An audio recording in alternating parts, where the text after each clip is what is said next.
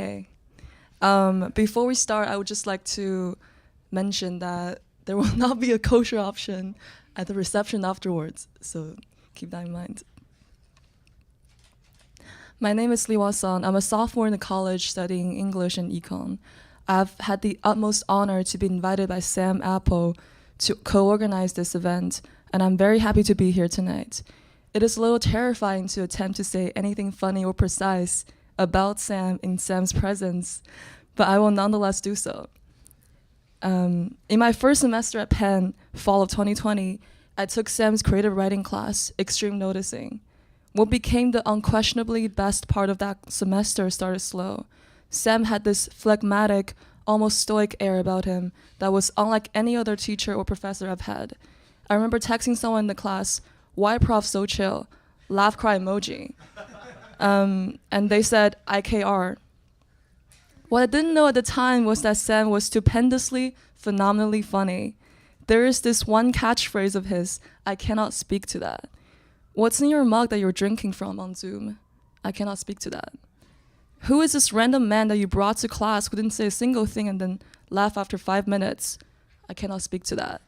Sam, why is there a digital mustache on your face on Zoom? I cannot speak to that. Sam single-handedly propagated the cannot speak to that discourse. Last night, when I was writing this, I asked my friend Ryan Norton, what are some other things that Sam has said I cannot speak to that to which he responded, I cannot speak to that. One time I asked Sam what his personality type was. He said, I don't know.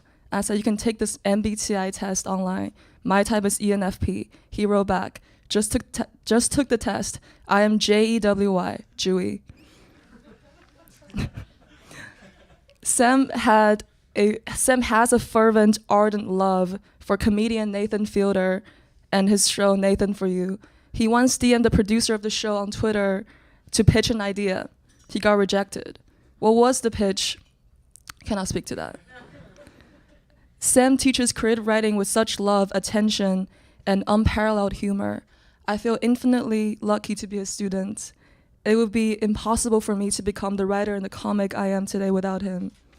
At the end of the day, who is more suitable to celebrate the art of noticing besides the Assistant Secretary Apple of the Pennsylvania Office of Noticing? It is my highest honor to introduce to you Sam Apple.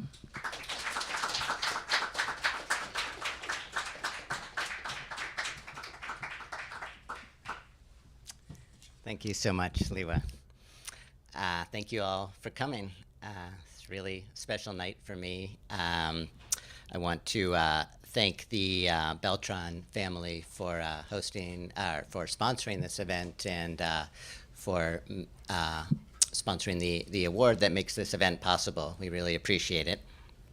And thank you to everybody at Writers House who's worked to help put this event together. Let's see. It's just thrilling for me to have so many of my former students here, and no better way for me to celebrate than to hear you read. But we also do have a special guest writer who I'm very excited to have here. His name is Tom Grinnell, and he is one of the inspirations for the noticing class that I teach, so very excited about that. I just wanted to give everybody a little bit of background. The focus tonight is on noticing as a writer, and it really is as simple as it sounds if you're not familiar with the concept. Noticing as a writer involves paying close attention and then allowing yourself to wonder about whatever it is you're paying attention to. The idea is to notice in a way that makes the object for the noticing feel suddenly new, suddenly more interesting than it has any right to be. It's not unlike how a great photographer can take a compelling photograph of almost anything by finding the right lens and lighting and angle. I sometimes describe the process as seeking the extraordinary in the ordinary. Here's how Alice LaPlante puts it in the Norton Guide to Creative Writing.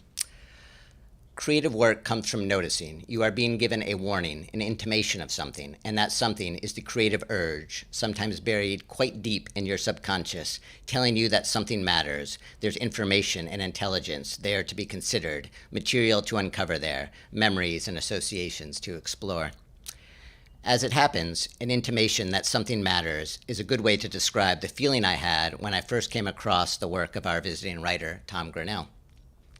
I was surfing around on the internet one day when I somehow found myself reading a Tumblr post headlined, "Things That Happened on My First Day at Target." Apparently, I couldn't resist clicking on such a headline. I don't remember where I came upon the link, but I remember being immediately impressed by the wit and insightfulness of Grinnell's observations. And "Things That Happened on My First Day at Target" was among the first pieces of writing I thought of when I decided to teach an entire class on noticing. I share it with my students every semester.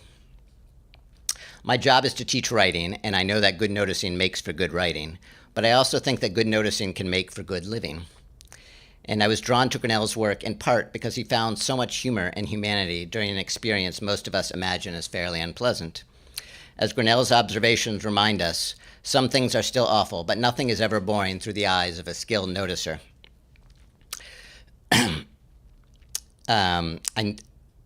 I don't know how often I actually pull it off, but I aspire to experience each day the way Tom Grinnell experienced his first days as a Target employee.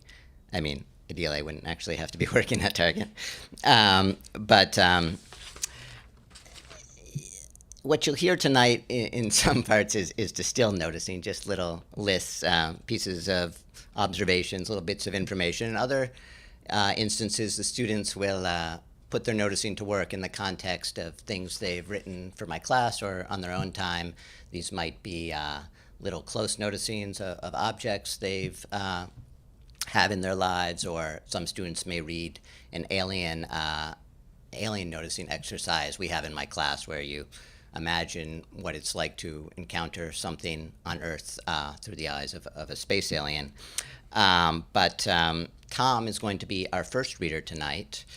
And then at the end of the event, Tom will join me up here, and we'll ask him a few questions about how he came to notice things at Target and what the aftermath of going viral is like.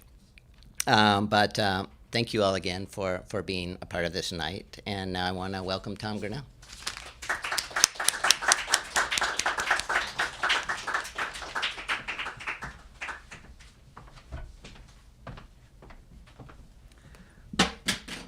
Oops.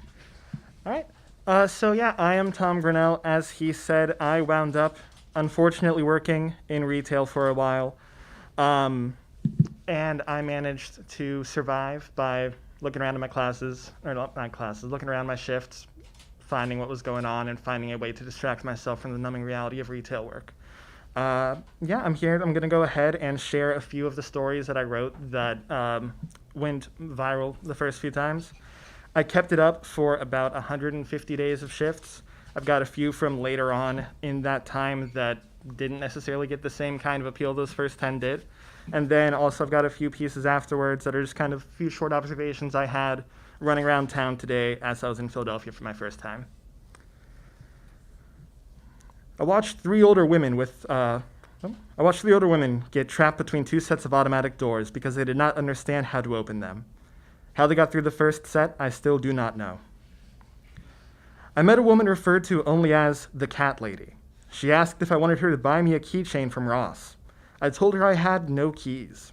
She nodded solemnly and walked away, whispering their exact location inside Ross to me, just in case. A 3-year-old came through, pushed by his personal chauffeur. He bought one small Spider-Man onesie. He carried out the entire transaction on his own, and he was by far the most polite customer I've ever had. An old woman bought 5 bottles of wine and a large bottle of vodka. Her license told me she had lived through World War II. Her smile told me she was still living. Clearance school supplies had arrived. A man bought 71 spiral notebooks for $6. A woman bought 110 folders for $4. I hope they meet each other. I would love to see the child of 2 math problem characters. An elderly man in a fedora pushed 2 full carts into my lane. They were both filled to the brim. He bought 52 12-packs of Mountain Dew. 12 were diet. He repeatedly told me that he was 80 years old. As I handed him his receipt, he leaned in and whispered, "I'm going to get drunk." He pointed at his carts, smiled at me, and scurried away with his definitively alcoholic purchase. I wonder if he knows. I wonder if he cares. The store had a 10% off your entire purchase sale. I had a coupon to scan if anyone asked for it. I scan it for people who don't ask if they're nice to me. I don't scan it if they're rude. Power is a new sensation as a retail worker. Power is a good sensation. An old man came through my line and loudly announced that, quote, "This is a cash thing, no cards." His clarity is appreciated, but also questioned. A young man followed him. He jokes, "This is a card thing, no cash." His smile shows he was a kind man. His jokes show he was a dad. A confused teenager followed after. He whispers, "Cash." He thinks he has to announce his payment type. I do not correct him. Children continue to handle their own transactions. This makes every shift good. One girl had her own wallet and told me, "Thank you for your help, sir." This made my shift great. An old couple came through my lane to purchase gardening tools. Anytime one of them turned their back to the other, they would be tickled without warning nor mercy. I believe I've just had a glimpse into my future. A woman asked for a refund on a pair of sneakers for her infant. Mother returned, baby shoes never worn. I spent my break on the phone outside of the store. While on the phone, I was looking at my iPod. While on the phone looking at my iPod, a Best Buy employee walked by and serenaded me with a song about me. The only lyric I heard was, "I got 2 phones because I got 2 hands." I appreciate his art. My first customer of the day was an elderly lady. She asked how I was doing. I told her, "I'm doing well." She sternly replied, "No, you're not. I am truly the only one that is doing well." She understood me better than I understood myself. A woman made a large purchase, then proceeded to leave the store without any of her bags. I understand. It was far too early in the morning to do anything right. An old woman was wearing pants covered in flamingos. I regret not asking where she got them from. They would surely have been a staple of my wardrobe. A man handed me a wad of cash. Drugs fell out from between the bills. It was a single-dose pack of ibuprofen, but regardless, I believe I was just involved in a drug deal. I looked down. I looked back up. A man appeared silently, wearing what can only be described as black cargo scrubs. Who is he? He purchased lighters, toilet paper, knives, a trash can, and a rug. I want to follow him to find out more, but realistically, I will be seeing him in the news after whatever he is planning. A boy in his mid-teens came through my line, attempting to purchase an emergency contraceptive. He found out that he did not have enough cash on hand. He left the store, returned with a stack of quarters, and was able to complete the transaction. I'm glad he had a plan B.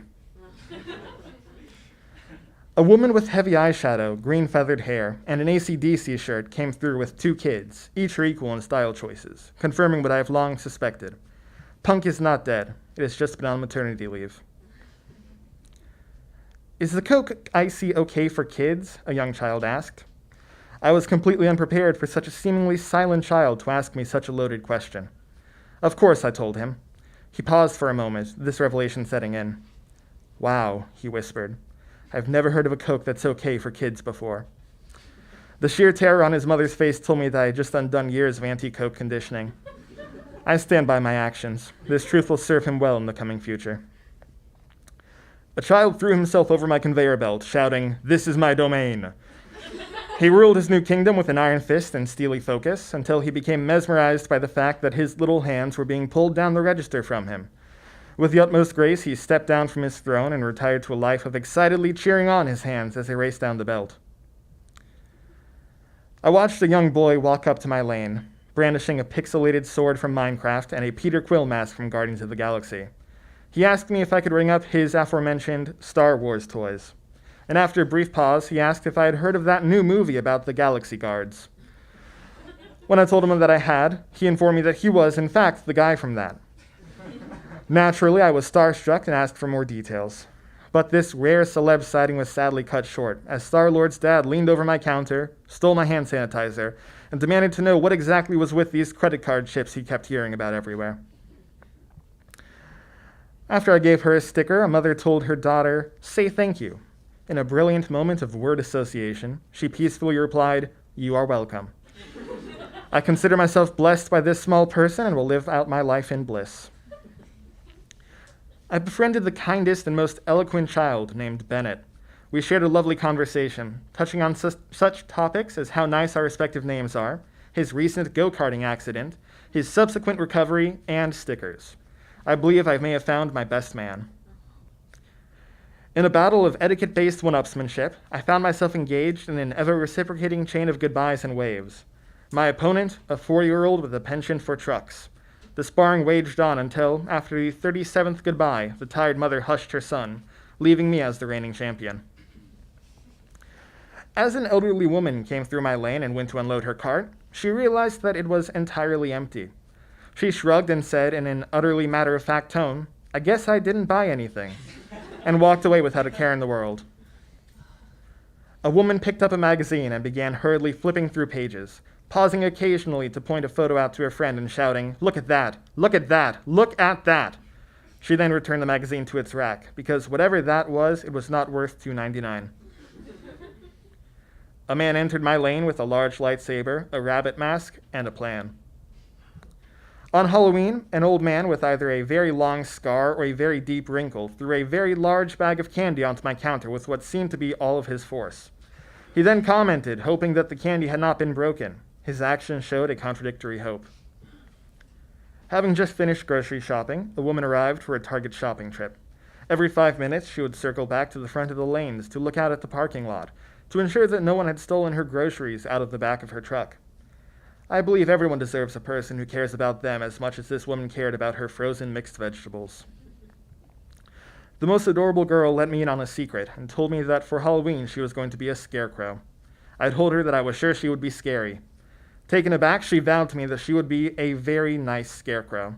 The world needs more scarecrows like her. And then after my time at Target ended, I wound up running an escape room, which was a radically different experience, but still had a radically wild base of clientele and work shifts for me.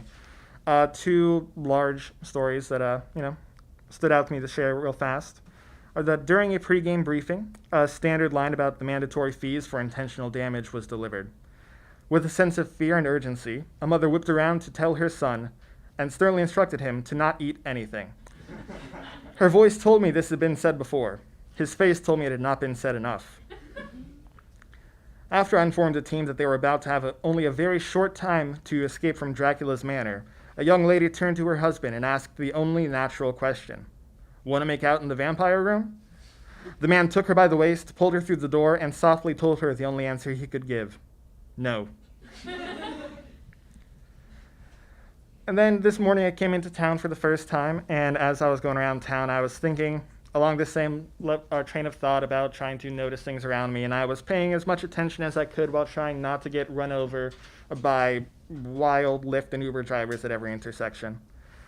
Leaving brunch, though, my wife and I walked by 3 elderly women, scooting their way down the road with their walkers, whisper-singing old crooner tunes in perfect harmony.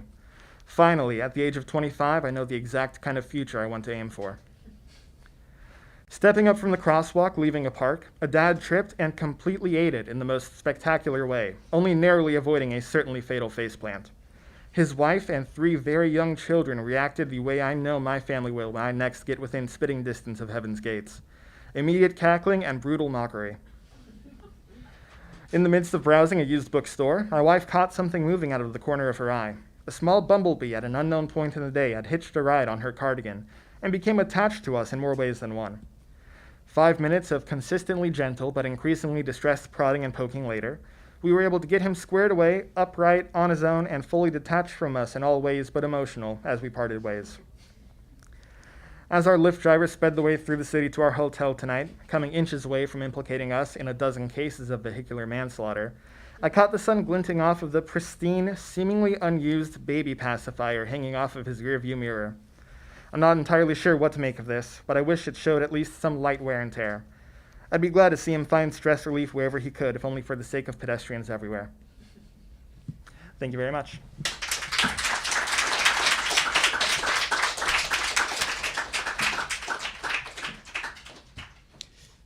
Thank you so much, Tom.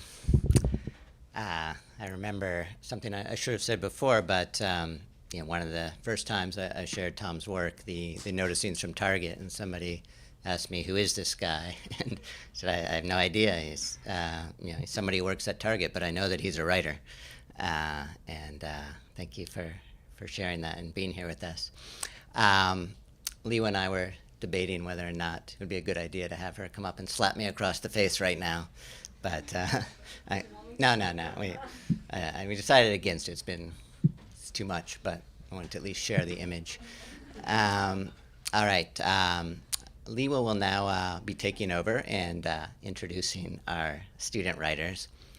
Now I'm worried someone will see this on YouTube in years from now and not have any idea why I was referring to a slap in the face, but it's an Oscar thing. Well, probably people will figure it out. Okay, I'm gonna let Lewa come up now. Yeah, you'll read yours and then you'll introduce the other. So Lewa will read and then introduce the students. Thank you. Hey, I have two things to read. I won't try to explain it. When we got back to your apartment, you and Simon were both looking at me, so I knew there was no more to do besides getting ready to leave. I walked around the rooms to gather my things, walking and gathering and packing. You were sitting on the couch in the living room and writing on a book. Later, you gave me that book. It was The Rings of Saturn by Siebold. I could not read your expressions. I didn't even dare to look you in the eyes. I finished packing, so I closed the suitcase. After the suitcase was closed, there was not much more one could possibly do. I got my winter paraphernalia. The beanie you gave me and the scarf your parents gave me. No gloves, which was fine. Called the Uber, dragged the suitcase to the door. Simon was waiting for me to go. You were waiting for me to leave. There was no one else. I had to be the person to do the event of going out of the door, and I did. Simon and you talked first to say goodbye. And I already was feeling this eventual thing coming on me. I already knew that this would be the feeling I spent months trying to either recover from or replicate to just feel it. One is want to do this thing where you recreate even the most painful bits because you get to feel it that way. In my legs, I was feeling a numbing sadness. Rather, I was feeling a total lack. No life, no strength. Everything was rapidly dying. They hugged, and then it was my turn. When I looked at you, I felt I have lost you for good. The person who was in my arms, who was kissing with eyes closed, who was pushing the strands of hair in my face behind my ears and looking at me intently, this person has turned into a person standing at his door, saying goodbye to his guests. I think we looked at each other, a bitter smile on our faces, and hugged really tightly. What's the point of how tight the hug was? It won't change anything. When the goodbye was done, it became just a simple fact of the past. And then we kissed smallly for a little. If we're going to vow to forget or to pretend what happened in this room didn't matter anymore, or to pretend that it hadn't changed the nature of our relationship, at least in that case, we both made a statement to each other. This is real. This happened real. And then I had to quickly turn around and go. My suitcase was very heavy and big, so that was all I could worry about, tracking down 5 flights of stairs. And after I got into the Uber, the fact of the goodbye was once again washing over me. I cried for months. Today, I think the potency of the sadness has not reduced. I'm just more capable of not thinking about it for an extended period of time, sometimes even hours. And then, per Sam's request, I'm going to read some OG, distilled, short, pithy, actual scaffolding, bare-bone noticing. 4 tall, lean bros, all wearing neutral-colored t-shirts, walked in a group. One of them walked in the front, while the other 3 maintained distance and talked amongst themselves. The one bro looked back longingly from time to time. An old couple sat on the bench. The woman reached her hands up high and stretched like nobody's business. The man looked straight ahead with pain on his face. Parents helped their son unload from the trunk of their car. Son carried bags and left for the apartment quickly without looking back. Mom yelled, "Everything fine?" Son yelled, "Yeah." Dad waved to his son's back. They watched him entering the building. A guy with the sternest look walked by, looking intently ahead, holding a Wawa hoagie in his right hand. So that's it from me.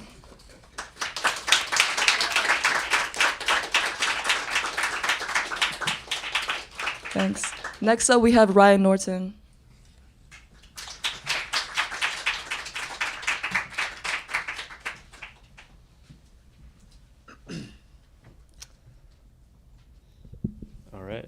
I just have a couple tales or noticings, I guess, from Chester Avenue. My landlord's name is Lester, and we live on Chester. He's like the creepier version of Mr. Ditkovich in the original Spider-Man movies. He thinks that because he used to be a scientist, he can speak on any topic and provide advice when you never ask for any. I still don't know what his scientific practice ever was, but the taxidermy rodents he keeps make me hesitant to even ask. He told me that America is falling behind because every 7-year-old in Japan knows how to code. He said I would get beat up really easily and that I should consider owning a gun. He told me that I need a backup career plan even though I never specified what I wanted to do. He said I need to start learning how to code. The other problem with this living situation is that the people above our apartment are very loud. At first it was just the occasional stomping, but now they're having loud sex, indicated by the screaming and rhythmic banging that shakes our ceiling fan. It happened last night around 10 p.m. and then again today around 1 p.m. We are now on edge for when it'll happen again. I saw the guy who I'm pretty sure is the upstairs neighbor and felt this tension between us due to everything that I've overheard, but I don't think he's aware of the tension. I had just gone on a run, so I was sitting on the stairs outside. He comes out, lights a cigarette, and proceeds to watch TMZ on his phone. I never thought anyone actually watched TMZ. I guess I let the imagined tension get the best of me because I just went back inside without saying anything. My roommate suggested that I should bang the ceiling with a broom next time they're loud, but I have a feeling that they wouldn't care at all. Thanks.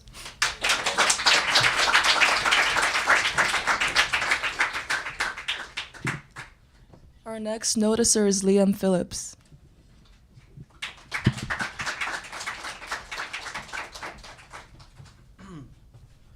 Hello. I just have 2 short noticings, and before I say that, I think through one semester with Sam, I think the best definition of what a noticing is through a semester he's learned many small, silly things and some very personal things as well. So far, you could already see what a noticing is. So here are my 2 short noticings. The first one is from Sam's famed Alien Week, of which I will not explain any further. I was told to go to the library to study. After moving up and down on an automated moving cube, I found the top floor. It had lines of comfortable sitting places facing each other. Something someone could sleep on. But for studying, after I noticed it was rude to sit near another studying student, I picked a place to sit far from anyone else. Everyone studying seemed to be waiting for something. They were sitting there with their typing devices, ears covered, for warmth maybe, I don't know, checking their cellular devices. I know now that these pocket devices are used for communication, but this is what puzzles me. They sit far away from each other, avoiding communication, so they could study, presumably, but they sit there and communicate through these devices. I fail to understand. No one is studying. Why are we sitting here? I think this is what the humans call a paradox. So, the next noticing, before you give me my much-deserved applause, is just a little bit longer. We went to see the Philadelphia Orchestra perform Beethoven's Third Symphony today. When the show finished, and a great show it was, despite having a douchey-looking conductor, the customary applause began. The applause started strong, but only got louder as time dragged on. One person stood, another person stood, 4 more, then the whole music hall was on their feet. Now that everyone was standing, they felt the need to clap louder. The applause swelled like a rainstorm that gets increasingly louder, pattering on your window. Yannick, the conductor, stepped off his podium and went backstage. I thought, this is it. It will surely stop now. The lights will come on. The applause continued, louder. You're kidding me, I said. It's to recognize the orchestra, she corrected me. As everyone else knew but me, the conductor pompously walked back on stage to his podium and took another bow. Everyone clapped louder this time, as if they were surprised that he came back out. Only I was surprised, and I stopped clapping 5 minutes ago. The performers sat there with their instruments, surely wanting to get off stage and get a sip of water after performing Beethoven for 2 hours. But no, the audience decided they must sit there and receive applause. We must sit here, together, and applaud endlessly. And smile. Keep a stiff smile and stare at the stage that we all just stared at for 2 hours. I must agree, it's even more interesting when the orchestra isn't playing. I began to clap again, hoping, somehow, it caused the torture to end. It worked. The lights faded back, directing everyone. The clapping ceremony's over. We have applauded them enough. Exit to your left. That's all I'm gonna say.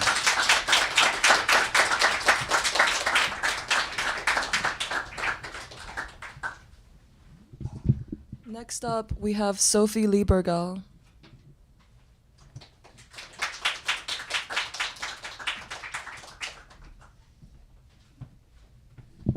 Hi, I'm Sophie, and to give a little context, I'm actually an MD PhD student at Penn, and in my first year of med school, I took a class with Sam that was offered to the med students, also called Extreme Noticing.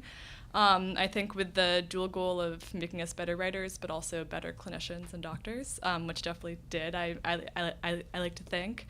And I'm actually going to go a little bit off script today. I wrote this whole long thing that I was going to read, but I was scrolling through my phone today, and in my notes app looking for something else, and I found a note that said, things I noticed in the hospital. And I looked back and realized that I had written it in the bathroom when I was working in the hospital, so I figured I would read this today in the spirit of this event. I'm sorry, the hospital isn't as funny as Target, or maybe I'm just not as funny as Tom, but here we go. Things I noticed in the hospital. The thinness of skin, the thickness of bone, the moisture perched on the edges of lips unless they are cracking and dry. The warmth of the back of a swollen hand, unless it is dusky and cold. The caving of bellies off cliffs of ribs, unless they are bloated and round. The sweet smell of bleach, which swells as you near the front door and follows you home in the seams of scrubs. The constant concerto of discordant alarms, some signs of life, other signs of its end. Okay, thank you.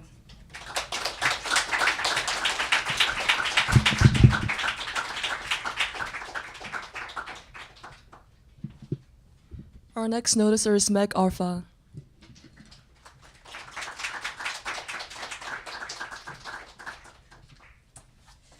Hello, I'm a sophomore in the college, and I took Professor Apple's Extreme Noticing course last semester.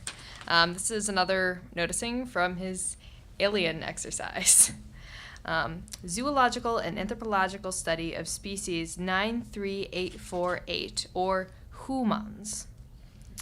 Log entry 677435. Species 93848, or the humans as they call themselves, go to daily acts of worship. Very few seem to be atheist or agnostic. Their temples most commonly bear the name Starbucks, and they are ritually entered in the morning, where each human exchanges sacred credits or notes for communion with the divine elixirs. The symbolic godhead of the temples of Starbucks is a two-tailed, semi-nude fish-human hybrid. It is clearly a fertility symbol that references their own evolutionary history as coming from aquatic creatures. Some go to alternative temples, like the Temple of La Colombe, but these alternative sects are fewer in number, and the basic rituals appear the same. Very few humans never or rarely attend worship, and the extremely pious attend multiple times a day. Some even manufacture the sacred elixirs in their own homes and worship privately. Strangely, pregnant humans are expected to abstain from the sacred elixirs, although their godhead is a fertility symbol. Perhaps they believe that the elixirs would continue to cause fertility, and abstaining is a way to ensure that superfetusation does not occur. They are given alternative elixirs. These must be associated with health or some other good rather than their fertility godhead. Young offspring as well are usually expected to abstain, except with the special permission of their parents, and are usually given alternative elixirs. When the rite is regularly participated in by a particular offspring appears to be determined by parental authority. The usual range is from 6 to 13 of their solar orbits. approximately 4 to 4.5 of our planet's own orbits. Some must also abstain for reasons of their health, and are also given alternative elixirs. In such cases, the abstinent party usually feels that they have been deprived of a great happiness and good. Thank you.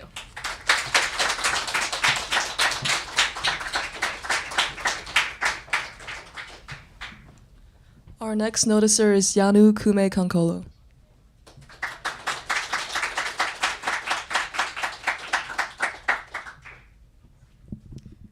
Hi. I wrote this one day as I was looking around the mess in my room. There's something very beautiful about dried flowers. This beauty doesn't compare to the vibrance of a living flower, like the bright yellow of a dandelion or the pristine white shine of an orchid. It is always sad for me to watch them begin to wilt because it feels like things will never be the same.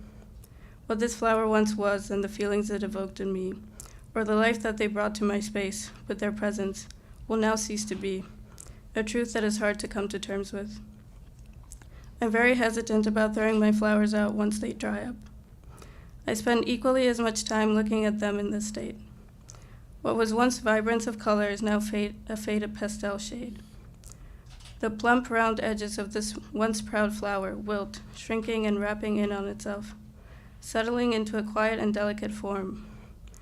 Eventually, the flowers fall from their stems. I allow them to sit at my table for days, as if to give them time to come to terms with their new reality.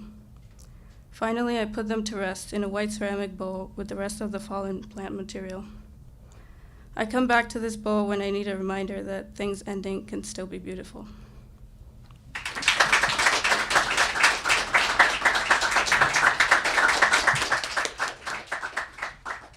Our next noticer is Chelsea Chung.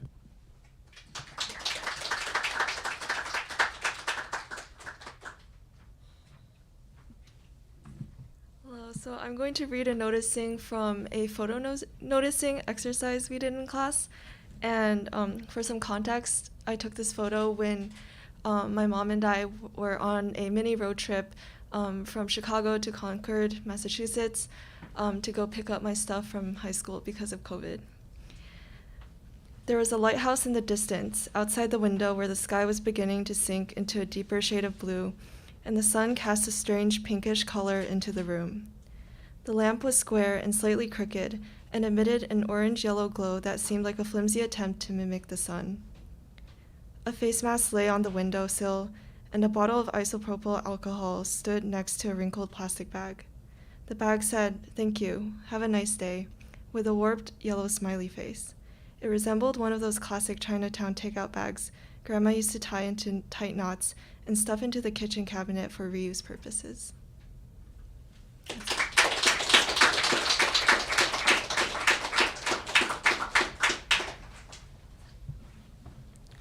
Last but not least, Alan Ginich.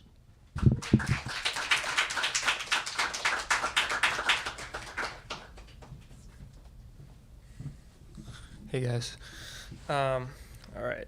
On a rainy night in front of the quad, water hits pavement, spreading thin on the ground. A stream starts to flow, draining underneath spruce between highways of metal pipes. If you took an X-ray of the intersection from an aerial view, you'd see some lead east, some lead west. Others lead nowhere. Water spills like an opened faucet to depths not even construction workers can see. The rain envelops them all, vaporizing, pushing up on the street, bursting out through the corners of rusting manholes. The hiss never stops. In the mornings, it sneaks up the walls of Mask and Wig, along with the smells of Lynn's food cart, into room 305. I used to live in that cramped room. There was always something to wake me before my alarm. The manhole hiss, crisping bacon fat, thumping in the room next door. Kudos, neighbor. My air conditioner turned on high couldn't drown anything out, and it was loud. The sounds were all so synergistic and constant. Kudos, neighbor. That when I visited a home outside DC, my ears would ring as though I had just gone to a rock concert. Now every time I walk by the manhole, I think about room 305. I wonder if the current resident, my successor 3 years later, inherited the sounds and smells of my freshman year. Maybe they stare at the manhole, like I once did, with loathing eyes as the rainfall fuels its eternal hiss. Or maybe they're normal and don't give a shit.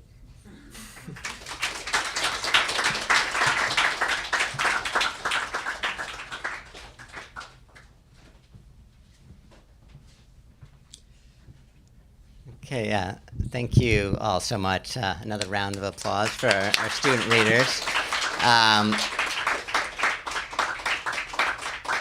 It's just a reminder to me of how talented you are and how great it is to get to work with all of you.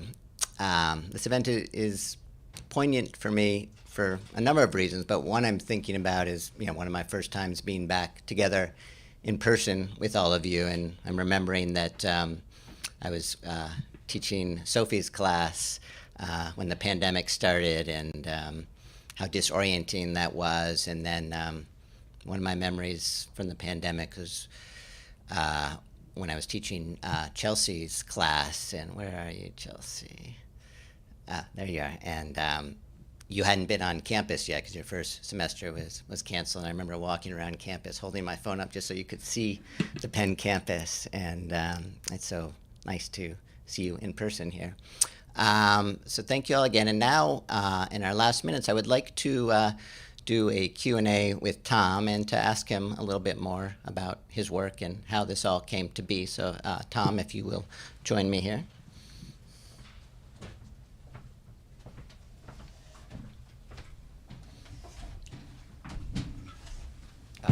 Just one more thing I want to say before we jump in, which is I believe one of my former students, Caroline Harris, is watching on YouTube, and she was one of the inspirations for the alien exercise that I teach. So shout out, Caroline. Okay, Tom, thank you again for joining us here and for your terrific reading. I'm just wondering if we can go back to the beginning. Mm-hmm. If you could tell us the story of, how you decided to, when you got the job at Target, why you decided to notice and sort of how that played out. Yeah, so I want to say 19-ish.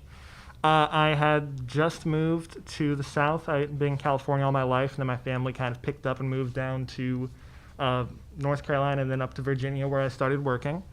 And I had very little going on in a very sleepy town. I was very bored, got a job, it was even more boring. And the only way I could really pass the time well was by trying to find interesting and exciting things around me, because there wasn't much actively jumping out. So I just would, when I was standing there at my register, I'd print out a little bit of extra receipt paper and grab a pen and just kind of look around and see little kids doing crazy things, or listen to those sentences that people say in conversation that is a lot more of silence filler than anything sensical, and kind of think about it and isolate that, treat it as its own important thing, and kind of break it down, find something funny, find some way to really entertain myself, because it had not started as any kind of project. It was really just a way for me to kind of kill time and survive retail work. Yeah. And so then you decided to put them online, and how did things go from there? Yeah, so I had been online a while, not doing anything particularly big, but I had quote unquote sizable number of people following me, nothing exciting by any standards, but enough that people were seeing what I was doing. And I took my notes, I looked at them, I was like, this is kind of funny, maybe a couple people will laugh, and I threw them up there. Woke up the next morning, a few people had, and I kept going for a couple days, and then day 4 or 5 of it, I woke up and I looked and my phone had blown up because people were telling me that my stories were on Facebook, that they were picked up. They saw them on BuzzFeed and Refinery29 and all the sites like that, and it was just out of nowhere. It just got enough traction that it shot up, and then I had to kind of deal with the fact that stories that started as just my own thing and then became something I was trying to just kind of share with people who were already seeing things I was doing was suddenly something that was being seen by, at that point, like in my first week, a couple 100,000 interactions across social media platforms, which by the insane standards of a lot of things on the internet these days is not necessarily much, but for me, who had just been kind of doing my own thing, was very mind-boggling for me. Yeah. So what's it like to go viral, though? I mean, was it stressful? Was it pleasant? So it's very exciting at first, because, in society right now, there's a whole lot of weight that gets put on for one thing or another, gaining notoriety or fame online and getting interaction online, and that's what a lot of value is set right now. So it was at first a big thrill because it was like, okay, I'm finally doing what people try so hard to do and what they try to succeed at. And then the reality of getting called into my manager's office a week into a new job hit, and that was less fun. So there's, notoriety in terms of people who you don't necessarily want seeing the dumb things that you say online, suddenly seeing them, and you having to reckon with that. It evened out enough, and then I got kind of used to it. But what I did was I lost my train of thought there. So. But how did the fellow employees feel about it? So I think it was like the 8th day, I had one of my coworkers come up and basically said like, hey, have you seen those stories online about Target? And I said, yeah. And they were like, is that you? And I just kind of paused and said, yeah. And they're like, that's so cool. Everyone here is sharing them, including the managers. And there was kind of an unsaid weight to that. And I was just like, okay, good to know. Cool. Finished out my shift. Got called in, and there was a little bit of chastising with no real explanation for why it was a bad thing beyond just that it was, I guess, getting attention, and that was bad.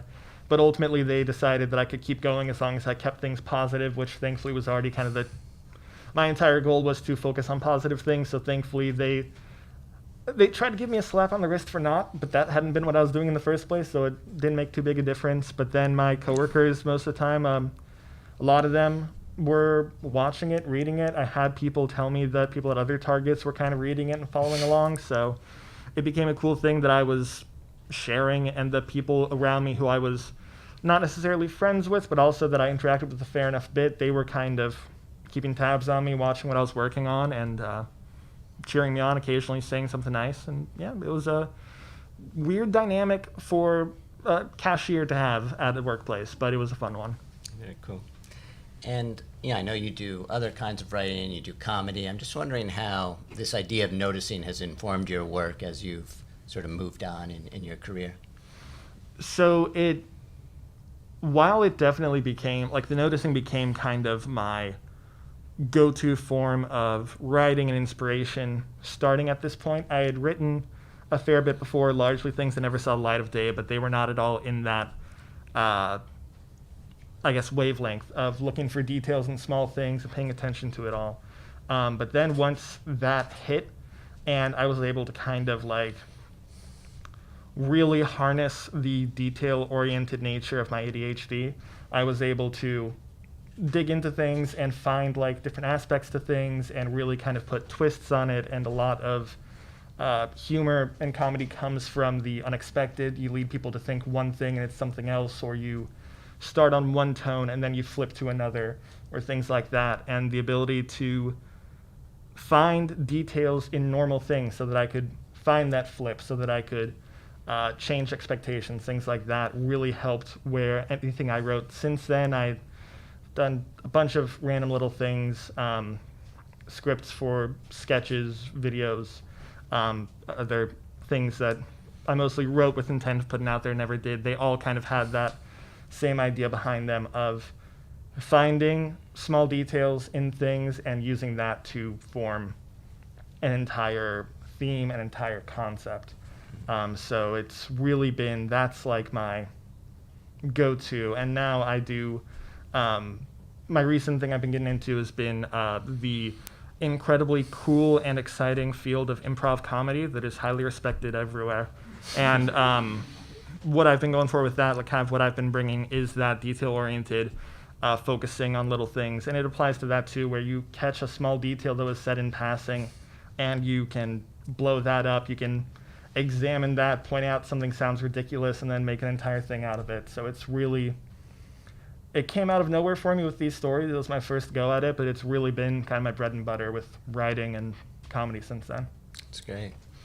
One thing that I've noticed about my own noticing practice is that, when I used to work as a reporter and go on assignment, I would keep a notebook and write things down. And because I was in that mode where I'd sort of switched on my noticing faculties, I would notice 10 times more than I normally would, and it would almost be like there's this additional layer to the reality that I was picking up on, and then I'd put my notebook away and I'd lose it. I'm just wondering, do you have to turn it on in that way, or are you sort of always in that state? Definitely, I have to turn it on. Occasionally, I will, I'll be trying to do one thing and then get distracted by the details of what's going on around me. But generally, when I was working at Target, it was a very mundane, very repetitive job where the only way I could get through was to be actively trying to notice things around me and actively work on that. And you had your notebook, I had my receipt paper, just writing things down as I went, so I was physically in that state too. And then I would leave the shift and it would just not happen. Or I transferred from there to a much larger location, at which point there was no downtime to be writing things. And then I noticed very quickly that as soon as I stopped having that ability to take time, everything blended together. Everything kind of lost that detail to me. Yeah. So it absolutely is a matter of, for me, taking the time to notice. Like, I haven't worked on something like a detail-oriented piece of writing in a while. And then, we spoke 2 weeks ago maybe about this event, and ever since then I've been thinking about things a little bit more in that sense. And then today, going around town, I was trying to pay attention around me. And, as soon as I started working with that line of thought again, it was like little things that definitely have happened around me in the last several years that I ignored. Those kind of things were just really popping out again. So Very cool. Well, as I mentioned, you've been an inspiration to me as a teacher and to my students by way of me. So thank you again for being a part of this. Yeah, no, thank you. Unfortunately, it's going to go straight to my head hearing all of this. So I appreciate it. All right, thank you all again. We have some refreshments out there, and I'd love to catch up with some of you. So stick around, and that's it. Thank you. You guys should stick around, have some food. Yeah, absolutely. And thank you again to Liwa. Thank you.